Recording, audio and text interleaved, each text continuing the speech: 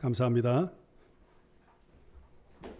오늘은 더욱 큰 은사를 사모하라 라는 제목으로 함께 말씀 나누겠습니다. 2차 세계대전이 있는 어느 날 프랑스의 한 고아원에서 일어났던 일입니다. 마라스머스라는 그러한 아주 희귀한 전염병이 이 고아원에 이제 발생했습니다. 고아원은 시설도 좋았고 또 음식도 잘 공급이 되었고 위생 상태도 아주 양호했기 때문에 전염병이 생길 만한 어떤 특별한 환경이 아니었습니다. 그런데도 아이들은 하나씩 둘씩 점점 빠른 속도로 건강이 나빠지기 시작을 했습니다. 장난감을 주어도 놀지 않고 또 먹을 것을 주어도 잘 먹지 않고 그렇게 아이들은 점점 기운을 잃다가 심지어는 죽는 아이들까지 생기게 되었습니다. 이 사실이 이제 알려지게 되자 국제기구에 속한 의사들이 이제 고아원에 이제 방문을 하여 아이들에게 무슨 병이 걸렸는지 그렇게 조사하게 되었습니다. 그리고 얼마 후 병의 원인을 이제 발견하게 되고 곧 처방을 내리게 되었습니다. 그것은 그러자 아이들이 빠르게 회복하게 되었습니다. 그 처방이 무엇이었을까요? 바로 스킨십이었습니다. 매 시간마다 10분씩 아이들을 안아주고 쓰다듬어주고 또 입맞춤도 하고 그리고 대화를 나누는 것이었습니다. 그렇게 하자 아이들이 빠른 속도로 다시 회복하게 되었던 것입니다. 이렇게 마라스머스라는 이 병은 질병은 피부 접촉이 결렬되어졌을 때 생기는 병으로서 일종 사랑의 결핍으로 생기는 병으로 그렇게 알려져 있습니다. 어렸을 때 부모를 잃어버린 그 고아가 된 아이들은 무의식 중에 자기는 누군가가 날 버렸다, 나는 사랑받지 못하는 존재다라고 그렇게 생각하며 외로움과 두려운 마음 때문에 아이들이 점점 생기를 잃어버리고 결국에는 죽음에까지 이르게 된 것이었습니다. 여러분, 우리 사람은 어떤 존재일까요? 톨스토이가 썼는 단편 소설 중에 사람은 무엇으로 사는가라는 그런 작품이 있습니다. 이 소설을 아마 여기 중에 또 읽어보신 분들도 계실 텐데 이 소설은 천사 미하일이 신에게 벌을 받아 하늘에서 이 지상 세계로 내려오게 됩니다. 그래서 천사 이 미하일이 신으로부터 용서를 받고 다시 하늘로 돌아가기 위해서는 하나님이 주신 세 가지의 질문에 대한 답을 찾을 때 그때 다시 하늘로 돌아갈 수가 있게 된 것입니다. 그때 하나님이 천사에게 준 그 질문이 뭐냐면 첫 번째는 사람의 마음에는 무엇이 있는가? 그리고 두 번째, 사람에게 허락되지 않은 것은 또 무엇인가? 그리고 세 번째, 사람은 무엇으로 사는가라는 이 세 가지의 질문입니다. 그래서 이 천사 미하일은 이 지상에 내려와서 구두수송공 세몬의 집에 들어가서 함께 생활하면서 이 세 가지의 질문에 대해서 점차 답을 찾아가기 시작을 합니다. 그리고 나중에는 이 세 가지의 질문에 답을 찾고 그리고 다시 하늘로 올라가게 됩니다. 그럼 여러분, 이 천사 미하일이 찾은 답이 무엇일까요? 아시는 분 있습니까? 이 첫 번째 질문, 사람의 마음 속에는 무엇이 있는가? 여기에 대한 답은 사람의 마음 속에는 사랑이 있다라는 겁니다. 그리고 두 번째 질문, 사람에게 허락되지 않은 것은 무엇인가? 라는 질문에 사람은 자기가 죽을 때를 알지 못한다라는 겁니다. 그리고 이제 세 번째 질문, 사람은 무엇으로 사는가? 라는 질문의 답은 사람은 사랑을 먹으며 사는 존재다라는 것입니다. 이것이 바로 천사 미하엘이 찾은 답입니다. 여러분, 러시아의 문호인 톨스토이가 쓴 이 작품 사람은 무엇으로 사는가라는 이 소설이 오늘 우리에게 주는 메시지가 무엇이라고 생각하십니까? 결국 우리 인간의 마음 속에는 사랑이 있고 사람은 이 사랑을 먹고 살아가는 존재라는 것을 말하는 것 여러분 아니겠습니까? 사람은 사랑 때문에 사는 것 틀림이 없습니다. 사람들은 사랑을 받고 또 사랑을 하고 싶어 합니다. 그래서 사람들이 가장 듣고 싶어 하는 말은 아마 사랑이라는 단어일 것입니다. 그래서 우리 주위를 돌아보면 노래나 드라마, 음악, 이 온 세상은 오직 사랑으로 도배되어 있는 것 같습니다. 하지만 여러분 어떻습니까? 우리가 살고 있는 이 세상은 사랑의 홍수임에도 불구하고 사람들은 사랑에 굶주려 있지 않습니까? 사랑에 목말라하고 있습니다. 사랑 때문에 고통을 당하고 또 사랑 때문에 상처를 받으며 살아가고 있지 않습니까? 여러분 왜 그럴까요? 그것은 우리가 참 사랑을 만나지 못했기 때문 아닐까요? 참 사랑을 경험하지 못했기 때문에 사람들은 참 사랑에 목말라하고 있는 것일 것입니다. 그러면 여러분 참 사랑은, 진짜 사랑은 여러분 무엇일까요? 신약성경 요한일서 4장 16절 말씀 우리 함께 보도록 하겠습니다. 시작. 하나님이 우리를 사랑하시는 사랑을 우리가 알고 믿었느니 하나님은 사랑이시라. 아멘. 하나님은 사랑이시라. 여러분 참 사랑이신 그 하나님께서 우리에게 찾아오셨습니다. 여러분 우리가 하나님을 만날 때 그때 우리는 비로소 하나님의 참 사랑을 우리가 경험하게 되는 겁니다. 그래서 우리는 하나님을 더욱더 사모하는 것 아니겠습니까? 그리고 그 사모하는 마음으로 오늘 이 자리, 예배의 자리에 또 나온 것 아니겠습니까? 오늘 아침 우리가 읽었던 본문 고린도전서 12장 그리고 13장을 읽었는데요. 이 고린도전서는 사도 바울이 고린도 교회에 보낸 편지입니다. 고린도 교회는 한마디로 성령 충만한 교회였습니다. 그래서 교회 안에는 성령의 은사가 굉장히 많이 나타났습니다. 고린도 교회 성도들은 모두 다 성령의 은사, 방언의 은사, 귀신을 내쫓는 은사, 병을 고치는 은사, 예언을 하는 그런 은사들로 받은 사람들로 가득히 했습니다. 한마디로 능력이 많은 교회였습니다. 그런데 안타깝게도 그들은 서로 다투었습니다. 남들이 잘 되는 것을 보면 배 아파하고 시기하고 질투했습니다. 심지어는 성도들끼리 다투다가 나중에는 서로 고소하고 고발하는 일들이 교회 안에 일어나게 되었습니다. 그들은 성령의 은사를 많이 가지고 있음에도 불구하고 육체적인 욕망과 정욕을 따라 살아가기도 하고 심지어는 간음까지 하는 성도들이 있었습니다. 이렇게 성도들끼리 서로 분쟁하고 다투고 싸우는 모습을 보면서 세상 사람들에게는 은혜가 되지가 않았던 것이었습니다. 이런 소문을 들은 사도 바울은 안타까운 마음으로 고린도 교회에 지금 편지를 쓰면서 오늘 본문에서 너희들은 더욱 큰 은사를 사모하라 그렇게 말씀을 하셨습니다. 오늘 본문 고린도전서 12장 31절 말씀 함께 보겠습니다. 시작. 너희는 더욱 큰 은사를 사모하라. 내가 또한 가장 좋은 길을 너희에게 보이리라. 여러분 고린도 교회의 문제는 성령을 받지 못한 것이 아니었습니다. 능력이 없는 것이 아니었습니다.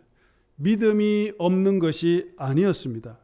그들은 성령의 충만함을 받고 성령의 은사를 받았지만 정말 가장 중요한 은사, 오늘 우리에게 제일 필요한 은사를 받지 못함으로 말미암아 세상에 덕이 되지 못하고 그리고 교회 안에 많은 문제들이 발생하게 되었던 것이었습니다. 저는 우리 조국 한국 교회를 보면은 가끔 고린도 교회가 생각이 나곤 했습니다. 우리의 민족인 한국 교회 돌아보면 하나님께서 큰 은혜와 축복 속에서 교회가 엄청나게 부흥하고 성장했습니다. 우리 조국 한국 교회 안에는 기도의 능력, 복음을 향한 그런 열정, 성령의 은사로 풍성했습니다. 땅끝까지 복음을 열심히 전하는 그러한 교회였습니다. 세계에서도 찾아보기 어려울 만큼 그렇게 뜨겁게 하나님을 사랑하고 그리고 교회가 엄청나게 크게 성장하고 부흥을 했습니다. 이것은 분명 하나님이 우리 민족을 사랑하셔서 주신 특별한 축복이라고 생각합니다. 아마 여러분들도 그런 분위기 속에서 믿음 생활, 신앙 생활 하신 분들이 많이 계실 것입니다. 그러나 한편으로는 어떻습니까? 시간이 지나오면서 점점 교회 안에 크고 작은 문제들이 많이 발생하고 있지 않습니까? 교회가 세상에 신뢰를 잃어가고 있다라는 그런 아픈 지적을 우리는 많이 받아왔습니다. 성령의 은사는 풍성하고 교회는 성장하고 부흥하는데 세상에는 그리스도의 향기를 드러내지 않고 오히려 인간적인 갈등과 분쟁, 상처만 드러내는 그런 교회로 점점 전락해 가고 있는 것입니다. 그래서 심지어 어떤 사람은 예수는 좋은데 교회는 싫다라는 그렇게 말하는 사람들도 생겨나기 시작을 했습니다. 여러분, 세상이 교회를 향하여 기대하는 것은 어떤 더 큰 능력, 더 큰 기적, 화려한 건물이 아니라 어쩌면 예수님의 마음, 곧 사랑의 은사일 것입니다. 사랑이 회복이 될 때 그때 비로소 교회는 세상에 다시 희망이 되고 오늘 우리를 통해서 그리스도의 향기가 세상으로 흘러가게 될 것입니다. 지금 바울은 고린도 교회 성도들이 그렇게 성령의 은사를 간절히 사모를 했지만 그들의 부도덕한 그러한 삶을 바라보면서 안타까운 마음으로 그렇다면 너희들은 더 큰 은사를 사모하라 그렇게 말씀하고 있습니다. 여러분, 그러면 더 큰 은사가 무엇일까요?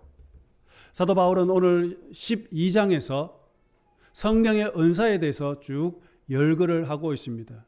성도들이 지금까지 받아온 그런 은사에 대해서 설명을 하다가 이제 12장 마무리 끝절에서 마무리하면서 내가 너희들에게 이거보다도 더 좋은 최고의 은사를 너희들에게 소개해 주겠다. 너희들은 그 은사를 받으라고 말씀하고 있는 겁니다. 그러면서 13장으로 넘어가고 있는 겁니다. 그러면 여러분 13장에서는 무엇을 이 말씀을 하고 있는 것입니까? 고린도전서 13장 1절에서 3절 말씀 또 함께 보겠습니다. 시작. 내가 사람의 방언과 천사의 말을 할지라도 사랑이 없으면 소리 나는 구리와 울리는 꽹과리가 되고 내가 예언하는 능력이 있어 모든 비밀과 모든 지식을 알고 또 산을 옮길 만한 모든 믿음이 있을지라도 사랑이 없으면 내가 아무것도 아니요 내가 내게 있는 모든 것으로 구제하고 또 내 몸을 불사르게 내줄지라도 사랑이 없으면 내게 아무 유익이 없느니라. 아멘. 여러분, 이 구절에서 강조하고자 하는 핵심 메시지가 무엇일까요? 바로 그것은 사랑이 없으면입니다. 오늘 본문에 사랑이 없으면이라는 표현이 3번이나 나오는 것을 볼 수가 있습니다. 내가 천사의 말을 할지라도, 예언하는 능력이 내게 있다 할지라도, 내가 온몸을 불태워서 헌신하고 충성한다 할지라도 내게 사랑이 없으면 그 모든 것이 다 의미가 없다라고 말씀하고 있습니다. 내가 아무리 많은 성령의 은사를 가지고 있다 할지라도 그래서 사랑이 없으면 그 은사는 아무 의미 없다라는 것입니다. 그렇습니다, 여러분. 지금 사도 바울이 말하고자 하는 최고의 은사가 무엇입니까? 바로 사랑의 은사라는 것입니다. 사도 바울은 고린도 후서에서 저와 여러분들을 가리켜서 너희는 그리스도의 향기다라고 했습니다. 고린도 후서 2장 15절 또 함께 봅니다. 자, 시작. 우리는 구원 얻는 자들에게나 망하는 자들에게나 하나님 앞에서 그리스도의 향기니라. 그리스도의 향기. 여러분, 여기서 말하는 그리스도의 향기는 무엇을 의미하는 것입니까? 그것은 바로 성령의 열매를 통해서 맺게 되어지는 성령의 향기를 나타내고 있습니다. 사도 바울은 갈라디아서 5장에 보면 성령의 열매를 9가지 열매를 소개를 하고 있습니다. 사랑, 희락, 화평, 오래 참음, 자비, 양선, 온유, 절제, 충성. 이 9가지의 이 성령의 열매가 나오는데 그 본문을 헬라어 원문 본문으로 보면 이 9가지 열매들이 모두 다 단수로 기록되어져 있습니다. 열매는 9개인데 9개의 열매가 복수가 아니라 단수로 기록되어져 있다는 것입니다. 여러분, 이것이 무슨 말을 의미하는 것일까요? 다시 말하면 이것은 하나의 나무에 9가지의 서로 다른 열매들이 맺혔다라는 그런 뜻입니다. 한 개의 나무. 여러분, 그렇다면 이 한 개의 나무는 무엇을 나타내는 것입니까? 바로 예수님의 나무입니다. 예수님의 나무에 이 9가지의 서로 다른 그런 열매들이 맺혀진 것입니다.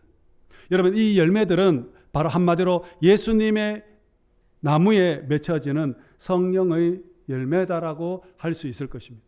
이것이 바로 예수님의 모습이라는 것입니다.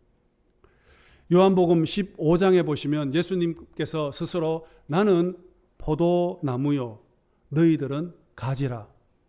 너희들이 내 안에, 내가 너희 안에 거하면 사람들이 열매를 많이 맺을 것이다라고 했습니다. 그러면서 계속해서 말하기를, 그러면서 나의 사랑 안에 거하라 그랬습니다.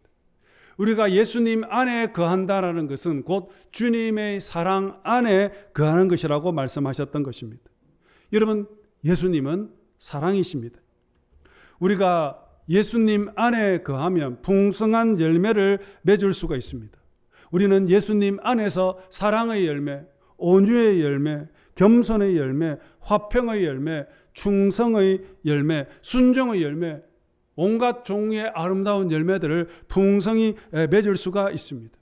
우리는 예수님 안에서 이렇게 아름다운 성령의 열매를 맺을 수가 있습니다.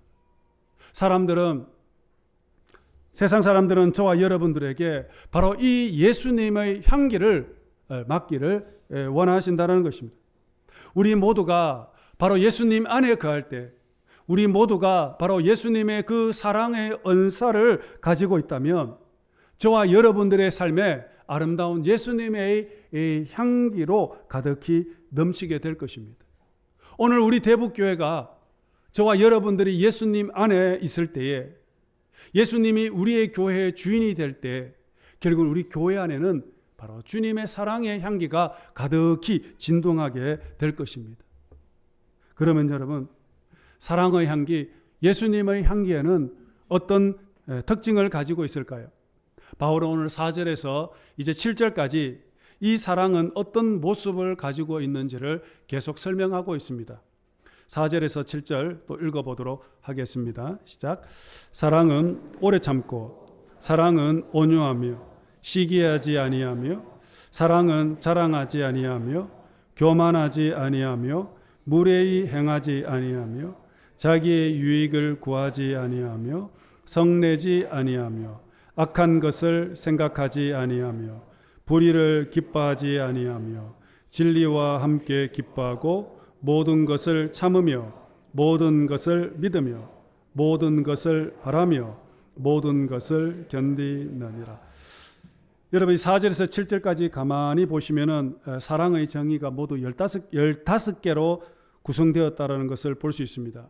그리고 이 15개의 또 서술어가 나오는데 이 서술어를 모두 자세히 보면은 어떨 때는 명사형으로 사용하고 어떨 때는 부사로 또 어떨 때는 형용사로 사용하는 것처럼 보여집니다. 하지만 헬라어 원문을 살펴보면 이 모든 15개는 모두 다 동사로 사용하고 있다라는 것입니다. 여러분, 동사로 사용되어지고 있다. 이것이 무슨 뜻입니까? 이 동사라는 이 품사, 사랑은 동사라는 것입니다.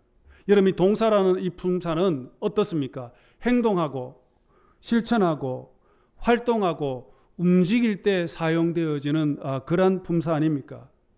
사랑은 어떤 머리와 어떤 생각 속에서 나오는 언어로 끝나는 것이 아니다라는 것입니다.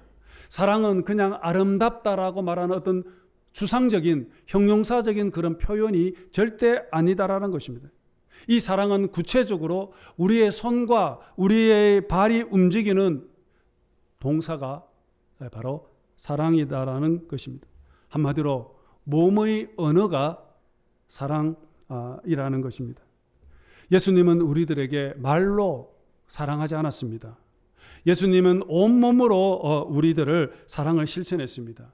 예수님은 두 손과 두 발로 제자들에게 다가가서 제자들의 발을 몸소 씻었습니다. 심지어는 십자가에서 두 손과 두 발에 대못에 박히시면서 그렇게 온몸으로 사랑을 구현해 내셨습니다. 내가 너희를 사랑한 것 같이 너희도 서로 사랑하라. 요한일서 3장 13절에서 18절에서는 자녀들아, 우리가 말과 혀로만 사랑하지 말고 행함과 진실함으로 사랑하자라고 했습니다. 행함과 진실함이 바로 동사 아니겠습니까? 근데 여러분, 이 동사, 우리가 이 사랑이 동사라면 동사에는 반드시 시제가 따라오게 되어 있습니다. 그런데 오늘 본문에 나오는 이 동사의 시제를 살펴보면 모두 현재형으로 사용하고 있다는 것입니다. 여러분, 사랑이 현재 시제라면 이것이 무슨 뜻입니까? 여러분, 사랑은 언제 하는 것입니까? 내가 어제 열심히 많이 사랑해 줬으니 이제 오늘은 너 사랑 안 해도 되겠지? 여러분, 그것이 아닙니다. 오늘은 피곤한데 내일 내가 사랑할게. 내일부터 네 사랑해 줄게. 여러분, 그것도 사랑이 아니다라는 것입니다. 여러분, 사랑은 지금 현재 이곳에서 하는 것입니다. 우리의 손과 우리의 발을 움직이면서 온몸으로 행동으로 나타내는 것, 여러분, 그것이 사랑이다라는 것입니다. 그러면 여러분, 참사랑, 주님이 말씀하신 주님의 사랑은 어떤 특징을 가지고 있습니까? 오늘 본문 4절에 보시니까 사랑은 오래 참고라고 했죠. 여러분, 살다 보면 화가 날 때가 얼마나 많이 있습니까? 분노가 끓어오를 때가 많이 있지 않습니까? 참기 어려울 때도 너무나도 많이 있습니다. 그때 조금 더 참는 것입니다. 나에게 손해를 끼친 사람, 나에게 불친절하는 그런 사람, 그들에게 오래 참는 것입니다. 요즘 많은 사람들이 분노 조절 장애로 그렇게 고통받고 있는 사람들이 참 많다고 합니다. 감정 조절이 안 되는 사람들이 너무나도 많습니다. 얼마나 삶이 힘들고 고통스럽고 스트레스가 많이 받으면 내 감정이 조절이 되지 않아 폭발하는 경우들이 참 많다라는 것입니다.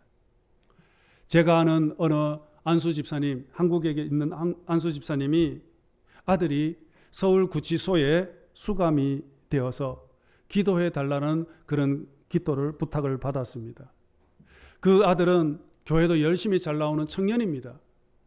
신실한 청년입니다. 그런데 그 아들이 알고 보니까 살인 미수죄로 그렇게 수감되어졌다라는 것입니다. 그 이유를 들어보니까 그 집사님의 아들은 친구들과 함께 술을 마시다가 싸움이 일어난 것 같습니다. 그래서 건너편에 있는 사람들하고 말다툼을 하다가 이제 싸움이 번져지면서 결국에는 말다툼하다가 순간 화가 나서 손에 들고 뭔가를 들고 건너편에 있는 사람을 때렸는데 그것이 결국에는 살인 미수죄가 되었다는 것입니다. 그래서 재판을 받게 되었다라는 것입니다. 여러분, 조금만 참았더라면, 조금만 내 감정을 조절했더라면 이런 일들이 일어나지 않았을 텐데, 이런 감정 조절이 되지 않아서, 참지 못해서, 여러분, 이처럼 사랑은 오래 참는 것입니다. 이해되지 않는 상황 속에서도 마음이 상할 때, 마음이 불편할 때, 억울한 일을 당할 때, 그때 하나님께서 주시는 그런 힘으로 한 번 더, 조금 더 참는 것, 이것이 바로 사랑입니다. 예수님께서 바로 우리를 오래 참으셨던 것입니다. 만일 예수님께서 참지 않았더라면 지금 이 자리에 앉아 있을 사람은 아무도 없을, 모두 다 지옥 형벌을 우리는 받아야 할 것입니다. 그런데 예수님은 오래 참으셨습니다. 베드로전서 3장 9절에서 이렇게 말씀했습니다. 베드로전서 3장 9절 함께 봅시다. 시작. 오직 주께서는 너희를 대하여 오래 참으사 아무도 멸망하지 아니하고 다 회개하기에 이르기를 원하시느니라. 예수님은 지금 당장 심판할 수도 있지만 참으셨습니다. 지금 당장 재림할 수도 있지만 한 사람이라도 더 구원하기 위해서, 한 사람이라도 더 지옥에 가지 않게 하기 위해서 주님은 기다리시고 참고 있었다라는 것입니다. 모두 다 구원받기를 기다리고 있었다는 것입니다. 그리고 오늘 보니까 또 사랑은 온유하다라고 했습니다. 여기서 이 온유의 뜻은 여러 가지 의미가 있는데 그 중에 하나는 부드러운 것을 말하고 있습니다. 그래서 저는 이 온유를 스폰지에 비유를 하고는 합니다. 여러분, 스폰지는 어떻습니까? 모든 것을 다 받아들일 수가 있습니다. 물이 들어오면 물을 빨아버립니다. 때리면은 힘을 흡수해 버립니다. 스펀지는 모든 것을 온몸으로 받아들일 수가 있습니다. 그런데 우리는 온유라고 생각을 하면 약하고 연약한 것으로 생각을 하지만 결코 그렇지가 않습니다. 어쩌면 가장 강한 것이 온유입니다. 온유는 모든 것을 받아줄 수 있기 때문에 시멘트가 강한 것 같지만 사실은 시멘트는 약한 것입니다. 시멘트보다도 더 강한 힘이 들어오면은 시멘트는 깨어지고 부서질 수밖에 없습니다. 하지만 스펀지는 절대 깨어지지 않습니다. 아무리 강력한 힘이 와도 스펀지는 다시 시간이 지나면 원상 복원이 될 수가 있습니다. 만일 여러분 우리의 마음이 스펀지와 같지 않고 시멘트와 같다면 어떻게 돼요? 나는 강한 사람이야 라고 했을 때 그때 어떤 물리적인 강력한 힘이 내 안에 들어왔을 때 내 마음이 산산조각 부서지기도 합니다. 때로는 부서지지 않는다 할지라도 내 마음이 시멘트처럼 견고하게 단단하다면 그 물리적인 힘이 반사가 되어 상대편에게 다시 돌아갈 때는 어떻습니까? 더 강력한 힘으로 반사가 되지 않습니까? 그러면 상대편이 더 큰 공격을 당하는, 그러면서 여러분 싸움이 일어나는 것 아니겠습니까? 예수님은 나는 마음이 온유하고 겸손하다라고 했습니다. 여러분, 온유한 성품을 가지신 예수님은 세상의 모든 죄악과 질고를, 악한 공격들을 온몸으로 받았습니다. 어떤 비난, 조롱, 이 모든 것들을 예수님은 온몸으로 예수님은 받으셨습니다. 심지어는 십자가에서 예수님은 사랑으로 보여주셨던 것입니다. 사랑하는 여러분, 오늘 우리가 예수님의 이 마음을 가져야 되지 않겠습니까? 오늘 우리가 마음에 새겨야 할 가장 중요한 메시지는 이것입니다. 더욱 큰 은사를 사모하라.